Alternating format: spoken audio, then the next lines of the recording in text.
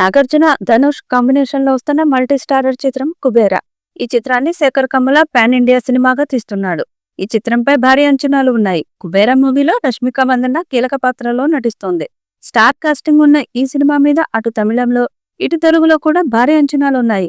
దాదాపుగా 100 కోట్ల బడ్జెట్ తో ఈ చిత్రాన్ని నిర్మిస్తున్నారు. ఇప్పటి వరకు క్లాస్ సినిమాలు తీసిన శేఖర్ కమ్ముల మొదటిసారి ఒక యాక్షన్ అడ్వెంచర్ సినిమా చేయబోతున్నారు.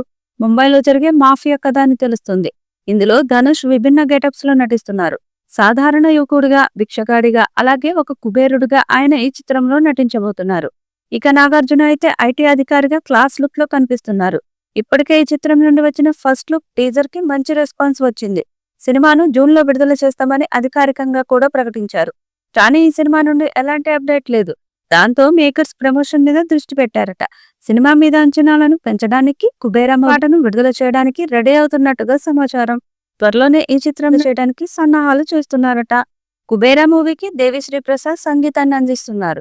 ఇటీవల కాలంలో దేవిశ్రీ అందించిన సినిమాలు బ్లాక్ బస్టర్లుగా నిలుస్తున్నాయి. పుష్ప 2, తాండల్ చిత్రాలు బ్యాక్ టు బ్యాక్ హిట్ అయ్యాయి. ఇప్పుడు కుబేరాకు కూడా అలాంటి ఆల్బమ్ ఇస్తున్నట్టుగా సమాచారం. ఇప్పటికే దేవిశ్రీ ప్రసాద్ కుబేరా మూవీ సాంగ్స్ ని కంపోజ్ చేశాడట. అందులో ఒక పాటను త్వరలోనే విడుదల చేయబోతున్నట్టుగా సమాచారం. ఇక ఈ సినిమాను పాన్ ఇండియా స్థాయిలో తెలుగు, తమిళం, మలయాళం, కన్నడ, హిందీ భాషల్లో విడుదల చేయబోతున్నారు. కాబట్టి అంచనాలు భారీగా ఉన్నాయి.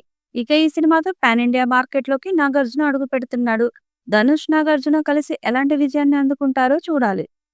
ఈ వీడియోపై మీ అభిప్రాయాన్ని కామెంట్ బాక్స్ లో తెలియజేయండి. ఈ వీడియో మీకు నచ్చితే లైక్ చేయండి, షేర్ చేయండి, కామెంట్ చేయండి. మరిన్ని అప్డేట్స్ కోసం మన ఛానల్ ని సబ్స్క్రైబ్ చేయండి. అలాగే పక్కనే ఉన్న గంట సింబల్ని గట్టిగా కొట్టండి.